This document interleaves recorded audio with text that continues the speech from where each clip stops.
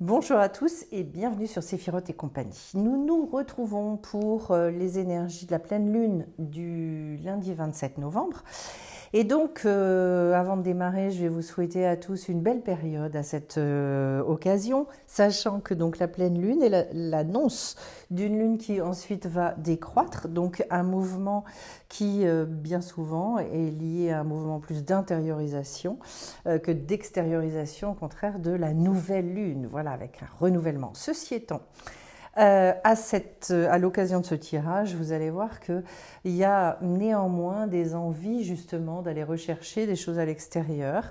Déjà, la date 27 novembre 2023, une fois réduit, nous mène au chiffre 9, qui est un chiffre d'universalité, dans lequel on va rechercher à être très créatif, mais une création vraiment inspirée. Le 9, c'est la fin d'un cycle. Donc du coup, on a envie d'arriver à quelque chose de climax, voilà, un sommet de quelque chose. Il y a beaucoup d'envie d'aller vers l'autre et en même temps à partir du cœur. Donc tout ce qui est compassion, altruisme, enfin c'est un nombre très intéressant, hein. Donc c'est toute l'ouverture de conscience, c'est les idéaux, la sagesse, peut-être aussi plus une ouverture vers le futur, ce vers quoi je vais, des questionnements de ce type-là. Alors les deux lettres, si je précise quand même que comme c'est une pleine lune qui aura lieu en Gémeaux, le Gémeaux est justement quelqu'un qui aime et qui a à cœur d'aller partager avec les autres, qui aime communiquer et échanger justement autour de grandes idées. C'est dans l'archétype un signe qui pense beaucoup et qui doit résoudre en fait des équations, puisqu'on connaît aussi l'ambivalence du Gémeaux.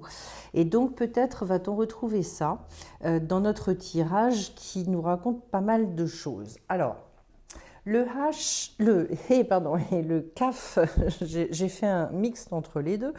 Le He, c'est une lettre qui demande d'avoir beaucoup de plaisir dans la matière, d'apprendre à s'adapter, et puis en même temps de construire toute sa sphère. Parce qu'en fait, le but, vraiment, c'est de devenir roi, reine, je veux dire, dans cette sphère-là. Donc de pouvoir exprimer son pouvoir aussi, donc c'est quelque part en lien aussi avec le fait de se sentir à sa place et de pouvoir vraiment incarner son identité par extension. Et le Raf, qui est en plus ici un Raf sophite, voilà, c'est toute la prise de contact avec la vie. C'est tout ce qui va nous aider à ressentir les choses, y compris nos émotions d'ailleurs. Voilà, donc ça nous demande beaucoup d'engagement. C'est aussi une lettre qui nous dit c'est le temps de se redresser. Voilà. Alors les deux associées sont intéressantes puisque ça nous parle d'événements nouveaux, relativement stimulants, voilà, de mettre ses énergies vraiment en marche. Et donc en fait de retrouver une liberté qui n'est pas forcément toujours facile à exprimer. Voilà, peut-être certains ont besoin d'enracinement, de revitaliser un petit peu je dirais, une sensation forte, intense, pour pouvoir réussir à retrouver une vraie volonté d'avancer, de vivre, etc., etc. Certains vont peut-être avoir aussi à travailler sur des comportements qui les emmènent un petit peu vers le bas. Peut-être un manque soit d'énergie, soit de morale, tout simplement. Voilà. Et donc, peut-être aussi avez-vous besoin, avec ces deux lettres, de traverser certaines peurs. Voilà tout ce que ça peut nous dire, en tout cas une partie de ce que ça peut nous raconter. Et on va avancer maintenant sur notre tirage à proprement parler, donc sur l'arbre des séphiroth, avec deux cartes. Et cette fois-ci, pour ceux que ça intéresse, j'ai pris le jeu de la bienveillance et puis l'oracle des 7 énergies de Colette Baron-Reid. Le tarot de la bienveillance, et j'ai repris donc mes arcades mineures, j'en avais le désir. Et c'est très parlant puisque justement, au niveau du Kéter, donc la couronne, on retrouve ce désir puissant d'un nouveau point de vue, d'un nouvel idéal, de pensée plus spirituelle, plus profonde. Donc en fait, peut-être avez-vous déclenché, en tout cas c'est ce qu'on vous envoie comme, c'est l'impulsion qui vous dépasse ce degré-là. Donc peut-être, est-ce que je ne me mettrais pas vraiment à étudier quelque chose profondément ? C'est une exploration pour finalement réussir à voir les choses avec un nouveau regard. Et ça se confirme bien avec la carte à la croisée des mondes, parce que c'est un entre-deux. Et l'entre-deux n'est jamais facile, parce que c'est un temps d'attente, d'évolution. Et on sent des choses qui sont en développement, on sent une métamorphose. Est-ce qu'on a tout réglé? Non. Voilà. Donc ici, avec ces deux cartes-là, il est question justement de dépasser certains doutes, peut-être de dépasser aussi certaines peurs.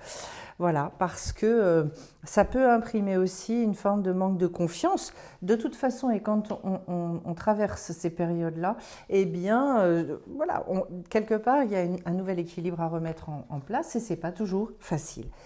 Au niveau de la Rochma, donc de tout ce qui va être révélation, moi, j'ai deux cartes très fortes parce que j'ai le 7 d'eau, donc cette fois-ci une carte de coupe, donc tout ce qui est monde émotionnel avec au-delà de l'ordinaire. Le 7 de coupe, c'est un moment où justement, ça va bien avec le 9 d'ailleurs, c'est toute la force de l'amour conscient, c'est se réjouir justement pour l'autre, pour ce qu'il va réussir, pour son existence, etc. etc. Donc, il y a dans cette carte-là le fait d'apprendre à donner sans compter. Alors le fait que ce soit au niveau de la révélation, peut-être que c'est un regain justement. Il y a des fois, pour moi, c'est une remotivation, ça rebooste énormément de se dire, mais en fait, qu'est-ce que j'ai apporté au monde? Et peut-être que les révélations, c'est ça. En sachant qu'au-delà de l'ordinaire, c'est le fait d'apprendre à faire confiance au monde invisible, même quand vous ne comprenez pas les choses. Et donc, c'est aussi quelque part renoncer à tout comprendre pour se lancer. Et d'avoir cette confiance absolue qui dit, bon, même si je ne comprends pas, de toute façon, j'avance, les choses, elles sont comme elles doivent être. Donc, ce sont des degrés de confiance qu'on appelle la Emouna, des degrés de confiance dans la vie qui sont extrêmement élevés. Et on voit que finalement, à quoi c'est relié, et ça m'intéresse beaucoup avec le 7 de coupe, c'est finalement... le cœur, mais le cœur qui est vraiment dans plus du tout comment est-ce que moi je vais tirer mon épingle du jeu ou quoi, mais au contraire, vraiment, c'est un degré d'investissement et c'est un degré d'investissement à partir du cœur. Et après, les questions, même si j'ai pas toutes les solutions, retenez bien cette idée-là, et ben de toute façon, je fonce. Voilà. Encore faut-il effectivement partir d'un endroit d'évidence intérieure qui est suffisamment puissant. Au niveau de la bina, c'est-à-dire en fait un profond discernement des choses avec le mental, avec toute notre intelligence, j'ai le valet d'eau avec le cadeau de l'oracle. Pour moi, le valet d'eau est un petit peu l'inclassable du jeu du tarot. C'est-à-dire, et on le connaît bien, ce valet d'eau, un personnage qui n'a pas forcément envie de se mettre en avant, qui... je dirais à une forme de timidité, bon voilà, aussi un monde émotionnel très riche, très puissant. Vous voyez qu'on a quand même deux cartes d'eau alors qu'on est sur des degrés au niveau du cerveau. Donc on voit bien qu'il peut y avoir justement tout ce dont on parlait, des doutes, des peurs, etc. Ça remue. Voilà, manifestement. Et en même temps, le cadeau de l'oracle nous parle de tout ce qui est clairvoyance. Tout ce qui va faire que... finalement, on perçoit les choses différemment. On perçoit aussi une partie de son destin. Et quelque part, de se dire, tous les choix que je fais aujourd'hui, ils auront une incidence sur ce qui va venir derrière.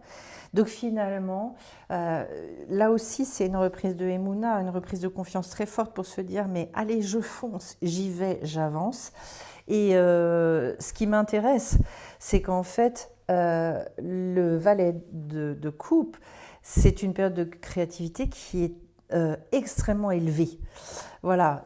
D'ailleurs, bon, ça peut être dans tous les domaines artistiques, mais tous les domaines créatifs aussi. Donc, comment on retrouve d'ailleurs le côté audacieux dans le Valet et l'audace qui va partir du cœur, qui va déclencher des choses. Donc c'est rigolo parce que c'est comme si on vous disait aussi nourrissez-vous dans votre intellect, nourrissez votre cerveau aussi avec cette partie-là, foncez et écoutez ce cœur. D'ailleurs, ben voilà, je me retrouve derrière avec un 6 de terre et la carte à l'écoute.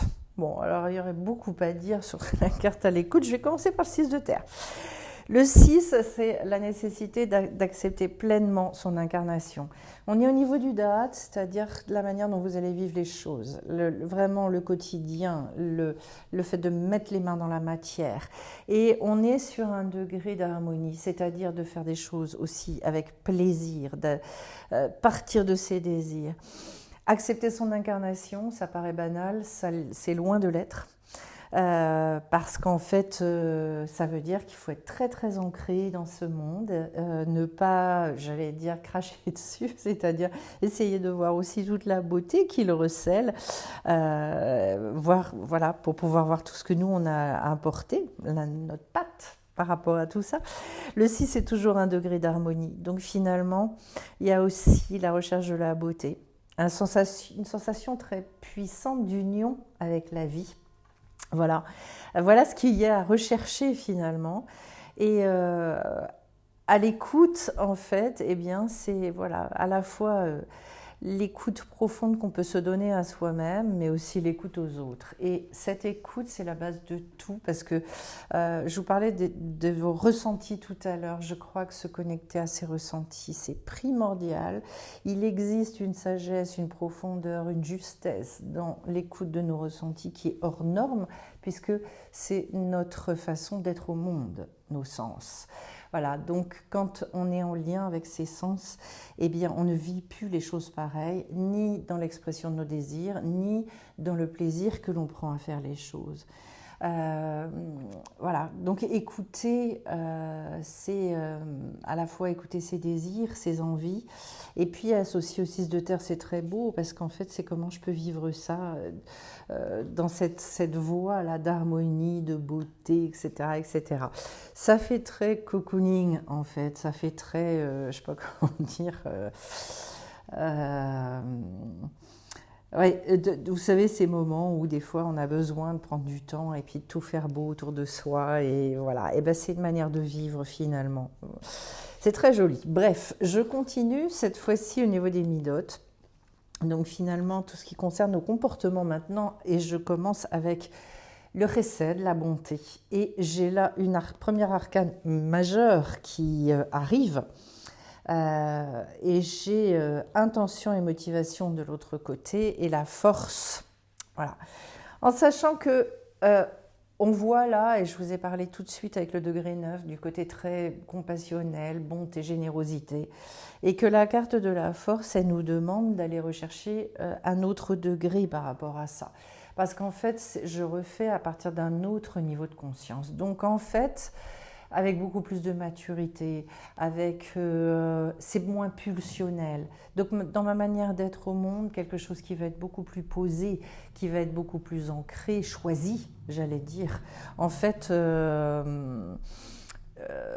oui, pour moi, c'est vraiment... je repars sur un nouveau cycle, hein, puisque degré 11, ça y est, ça repart, mais cette fois-ci avec une compréhension des choses beaucoup plus puissante. Et donc, c'est un nouveau commencement, des objectifs différents. Et je dirais, c'est la façon d'exprimer sa bonté, mais d'une manière beaucoup, beaucoup plus libre. Et c'est pour ça qu'on vous questionne, peut-être, sur vos intentions, vos motivations profondes. Donc, finalement, qu'est-ce qui nous pousse à atteindre nos objectifs? Voilà. Et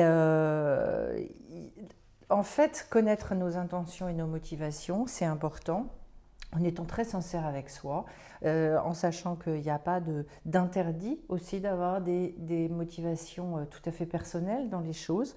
Au contraire, je pense que c'est sain. mais de savoir et de les définir très très clairement. Qu'est-ce que j'ai envie d'atteindre? Qu'est-ce que j'ai envie aussi d'apprendre et je dirais de m'approprier dans ma vie? Voilà. D'ailleurs, que ce soit une réussite tout à fait matérielle et concrète, comme le fait j'ai envie d'apprendre aujourd'hui, par exemple, à savoir définir mes limites ou je sais pas quoi, enfin, peu importe où on en est.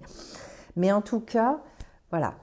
Manifestement, la plus grande bonté, c'est de réapprendre à vivre et de faire preuve de générosité, mais avec beaucoup, beaucoup plus de conscience, un état de conscience beaucoup plus élevé.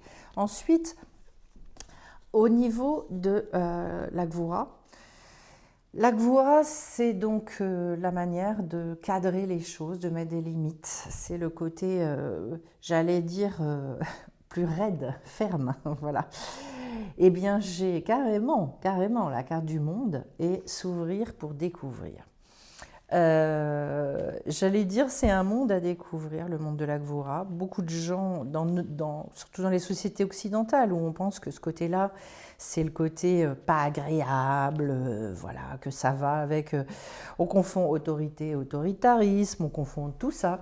Et puis en fait, on se rend compte au bout d'un moment qu'en fait, ces limites-là, c'est ce qui fait que justement, on arrive à bien vivre et qu'on peut justement être généreux de l'autre côté. Donc finalement, la carte du monde, c'est la limite de tout ça, c'est d'aller chercher votre pleine réalisation. C'est aussi pour sortir d'ailleurs des fois d'une espèce d'attitude désabusée. Et moi, j'ai envie de vous dire, avec ce que on a eu avant, certainement la nécessité de beaucoup plus s'ancrer, beaucoup plus aller dans le positionnement, et de vous découvrir de ce côté-là, parce que vous voyez, vous avez s'ouvrir pour découvrir. Mais je vous assure que quand on retrouve cette fermeté, quand on retrouve aussi cette assise très forte, eh bien en fait, ça décontracte énormément, ça permet à des peurs de sauter. En tout cas, avec la carte s'ouvrir pour découvrir, il est question d'intégrer certaines informations pour discerner en fait ce à quoi on s'expose. Je vous parlais de positionnement, et bien c'est ça, c'est-à-dire, mais dans quel cadre, qu'est-ce que moi je fais dans cette histoire, pourquoi, etc. Et puis de l'autre côté, comme vous avez intention, motivation, ça nous montre bien ces 2 degrés-là, qu'il y a besoin aussi... je dirais d'acquérir beaucoup de maturité sur ces 2 items. Le combo, enfin le résultat de tout ça, c'est Tiferet, donc le cœur du tirage, où on va incarner une sorte de vérité intérieure. Et là, j'ai la reine d'air et porter ses fruits. Alors, comment... Déjà... au niveau de Tiferet, puisque la reine d'air, on retrouve cet aspect chez cette reine de clairvoyance, beaucoup. D'ailleurs, là, c'est associé à une chouette ou ce que je sais. En tout cas, voilà, un animal volatile de la nuit et qui, justement, a cette capacité à percevoir les choses. Donc, on vous dit bien de partir de là, d'aller rechercher cette clairvoyance dont on a déjà parlé d'ailleurs, je pense aussi de gagner une forme d'indépendance. Il peut y avoir ça, parce que cette reine-là, elle a un côté, une espèce de stature où finalement elle assume parfaitement qui elle est. Peut-être aussi d'aller regarder les choses avec énormément d'objectivité. En tout cas, sachez qu'on parlait de communication tout à l'heure, eh bien ça exprime une espèce de succès aussi dans votre communication, la manière dont vous pouvez exprimer et... si votre positionnement est juste, de toute façon, ça va percuter avec des gens autour de vous. Et puis, j'ai la carte porter ses fruits qui montre que là, il y a aussi peut-être les résultats d'un travail qui a pu être un gros travail. Et donc, des idées qui prennent forme dans la matière. Il y a un moment où effectivement, quand on a bien semé les choses, quand on est très en lien à l'image de la Ender avec le monde subtil, le monde invisible, et qu'on a vraiment créé les choses, et bien finalement elles adviennent dans la matière, et c'est ce qu'on est en train de vous dire. C'est super parce qu'en fait, il y a, une fois le positionnement fait, ce que ça me dit, c'est qu'en fait ça se déclenche. Ensuite, j'ai au niveau du Netsar, la roue de fortune avec la carte vision éclairée. Donc voilà, troisième et dernier arcane majeur du jeu. Le Netsar étant la détermination. Alors, ce que ça m'indique tout de suite, c'est qu'a priori, effectivement, il y avait quand même, on est en phase de transition et peut-être que justement, il y a eu une baisse de morale. En tout cas, plus de mal à s'investir peut-être dans la matière. Donc oui, on vous dit allez-y, il n'y a pas de souci par rapport à ça. La roue de fortune étant le fait de travailler avec justement ce surcroît de maturité dont je vous parlais, puisque c'est un degré 10, donc c'est celui qui va ouvrir à... Et c'est peut-être là qu'il y a un bon travail, c'est-à-dire juste où j'en suis avec mon ambition, où j'en suis avec ma confiance dans la vie. Est-ce que je sais que la vie, elle est en soutien, elle va me suivre sur tel ou tel item, et c'est peut-être ça qui est à définir, c'est peut-être ça qui est à valider. En tout cas, en fait, il y a besoin de se recentrer ici sur votre capacité à mener les choses à terme pour aller jusqu'à la victoire, en fait. Parce que le pendant, c'est d'aller vers trop de fatalité, de résignation. Et la roue de fortune, elle dit non, remettez les choses en branle, recommencez finalement à appuyer, à remettre l'engrenage en route pour que ça fonctionne. Le tout avec une vision éclairée, c'est-à-dire en fait, là on en parlait tout à l'heure, d'un détachement, de prendre un point de vue beaucoup plus élevé. Vous voyez avec la reine d'Ers, il était bien question de ça. Et donc, pour rester très impartial, c'est-à-dire, là peut-être justement, dans tout ce que vous mettez en œuvre et dans cette détermination, que les émotions, elles étaient bien nettoyées, voilà. Que vous ne remettiez pas en doute en permanence à chaque fois que vous faites une chose et que finalement, ça n'allait pas. Donc pour moi, un repositionnement quand même extrêmement fort. Et la détermination, elle repart. C'est ça que je trouve sympa. Et on sent sur un nouveau cycle. De toute façon, c'est incroyable comme à chaque fois qu'on s'élève au niveau de la conscience et que donc comment on grandit, et bien derrière il y a revalider un certain nombre de choses. C'est normal, c'est, je veux dire, tout se fait pas en claquant des doigts. Changement de niveau de conscience, ça veut dire qu'on va revisiter et devoir revalider certaines choses. Ici, au niveau du Ode, la reconnaissance, j'ai en parfaite harmonie avec un 2 de terre. Le 2 de terre, c'est tout ce qui finalement est encore en termes d'envie dans la matière. Hein, j'ai envie de. Donc finalement, avec le 2, c'est une envie de reprendre vraiment le contrôle de sa vie. Au niveau de la reconnaissance, peut-être finalement, vous avez besoin justement de remettre les choses un petit peu en, je dirais retrouver une fluidité, un quotidien où vous pouvez être content de vous, que dans votre journée vous ayez fait des choses, vous disiez ouais super cette journée-là, j'ai avancé sur telle ou telle chose. Bon, en parfaite harmonie, nous montre en fait une forme de convivialité. Donc il est peut-être question aussi, on en parlait, dans cette communication avec l'extérieur et dans le fait de vouloir créer quelque chose avec les autres. Moi j'ai l'impression qu'on a besoin aussi d'appartenir et d'échanger au sein d'un groupe, au sein de... voilà. La reconnaissance, elle se crée comment ? Elle se crée parce qu'à un moment donné, on est entouré. Donc dans cet entourage-là, et c'est peut-être ça, c'est peut-être le besoin de construire cette chose-là pour que finalement après, vous soyez vous-même un soutien dans l'énergie et que vous receviez aussi un soutien. C'est très important de ne pas rester seul, regardez comment ça vous parle dans votre vie. Mais j'ai la sensation que justement pour nourrir ce renouveau en face, une nouvelle détermination, eh ben, il y a ce besoin. Alors là, au niveau du Yesod, c'est-à-dire en fait le fondement des choses, j'ai le valet de terre avec affabulation et mensonge. On retrouve un valet, donc encore un degré relativement jeune.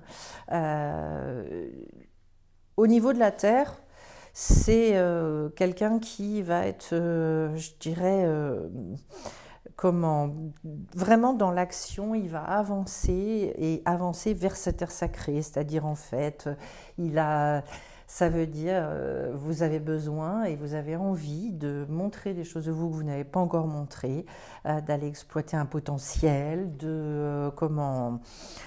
je dirais, oui, c'est le potentiel d'une nouvelle phase de création. C'est bien comme ça qu'il faut prendre les choses. Et en même temps, la contrepartie du valet de terre, ça peut être quoi? De rester trop dans des recherches, un côté trop rêveur, ou de rester juste au niveau de la planification sans véritablement mettre en œuvre. Et donc, en fait, c'est ça, fabulation et mensonge. Quelque part, soit on peut le prendre comme ça, c'est-à-dire oui, j'ai plein de grandes idées, mais finalement j'acte peu. Soit aussi, ça veut dire peut-être que votre manière de communiquer les choses n'est pas suffisamment authentique, donc de ne pas laisser finalement la peur de ce que les autres vont penser vous influencer. Ça, c'est très important. Parce que quand on est un valet, en même temps, c'est le démarrage par rapport aux têtes du tarot. Donc, on a besoin de... Oui, on veut s'élever, mais quelque part, il peut y avoir aussi encore des peurs. C'est pour ça que je pense que de se faire entourer, d'aller valider des choses avec des gens bienveillants et qui vous soutiennent, c'est important.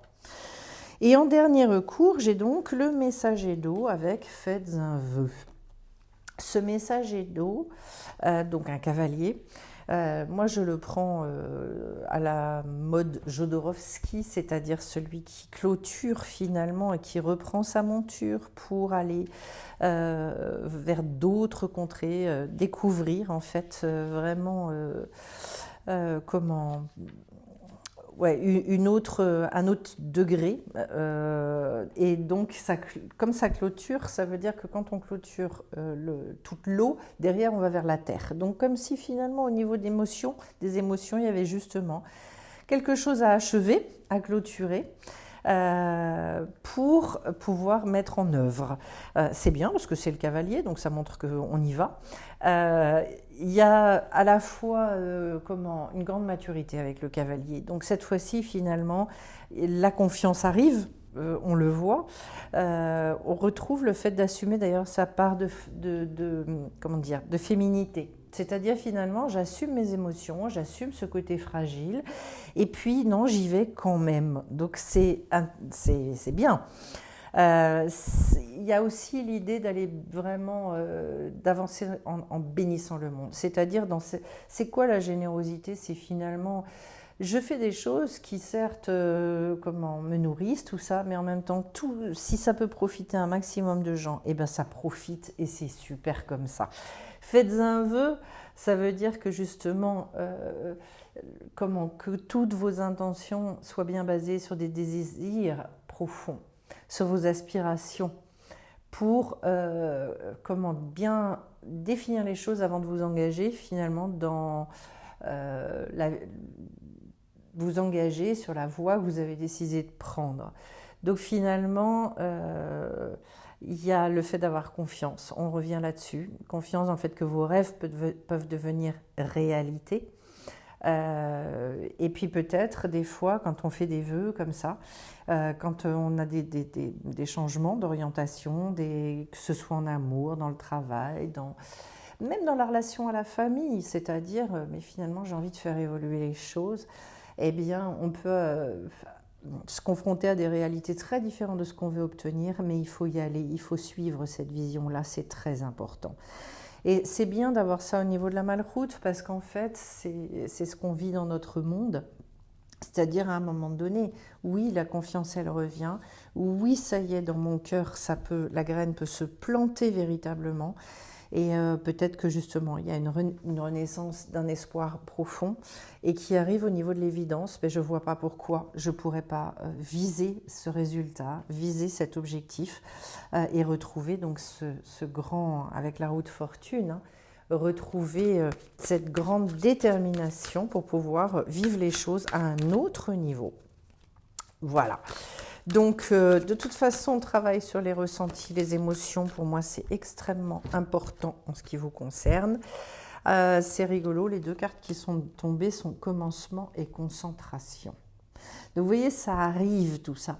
Et mais j'aime bien l'idée de devoir se concentrer. Ça, c'est avec l'oracle de la Lune. L'idée de devoir se concentrer, ça veut dire quoi? Ça veut dire qu'il y a besoin de tout mettre au service d'eux dans sa tête déjà. Vous voyez, il y a ce papillon, elle est très belle. Se concentrer sur la tâche à accomplir, pas de place pour une approche non ciblée.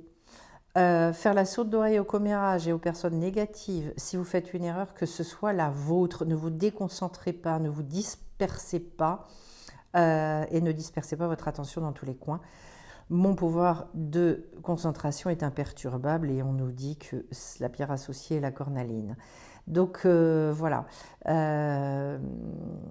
L'idée, c'est effectivement avoir peur éventuellement de sa propre croissance, de sa propre grandeur, et c'est là qu'on tergiverse. Et ça m'intéresse beaucoup parce que je pense que avec tout ce qu'on a dit, vous voyez, je ressentais bien qu'il y avait des peurs et qu'il y avait besoin de vouloir aller au bout. Bon, commencement, oui, tout le monde sait à peu près ce que ça signifie. On va aller voir un petit peu dans ce jeu-là spécifiquement. En sachant que les commencements, c'est pas forcément facile. Alors, ce qui est intéressant, c'est que je tire cette carte-là sur une pleine lune, mais quelque part, peut-être que justement, cette pleine lune, elle va vous redonner une confiance absolument extraordinaire, et peut-être que c'est un nouveau départ, ne serait-ce que pour remettre l'accent sur ce qui est au cœur du tirage, la reine d'air avec le fait de porter les fruits, c'est-à-dire c'est bon, j'y vais. Je retrouve cette espèce de clairvoyance et je sais définitivement quels sont mes objectifs et j'y vais. C'est un beau tirage et un tirage pour moi qui vous soutient dans tout ce que vous voulez mettre en œuvre, dans tout ce que... Et j'ai envie de vous dire aussi, continuez à rêver malgré tout. Voilà, sans rester uniquement au stade du rêve. Posez vos pierres, vos jalons, mais allez-y. Ça vaut vraiment le coup. Alors, avant de vous quitter, je précise donc que vous êtes invités à une rencontre donc via Zoom dimanche. Pour ceux qui le souhaitent, n'hésitez pas. Vous m'envoyez un mail et je vous inscris et vous recevez la veille un lien. Dimanche matin, 9h30 sur les dépressions, les burn-out. Voilà, tout ce qui est vraiment perte d'énergie à un moment donné dans sa vie. Donc, si vous voulez venir nous rejoindre, c'est avec plaisir que je vous accueillerai. D'autre part, il y a le 17 décembre une formation sur cartes et arbre des séphirotes. Donc, explication de l'arbre des séphirotes et ensuite tirage expliqué que vous faites chez vous. Et je suis avec vous en soutien. Donc, ceux que ça intéresse, c'est une formation qui dure 3 heures, à ne pas confondre avec la grosse formation sur l'arbre des séphirotes, c'est autre chose. Voilà, et bien écoutez, je vous souhaite à tous encore une magnifique pleine lune, et puis on se retrouve bien vite sur la chaîne. Bye bye.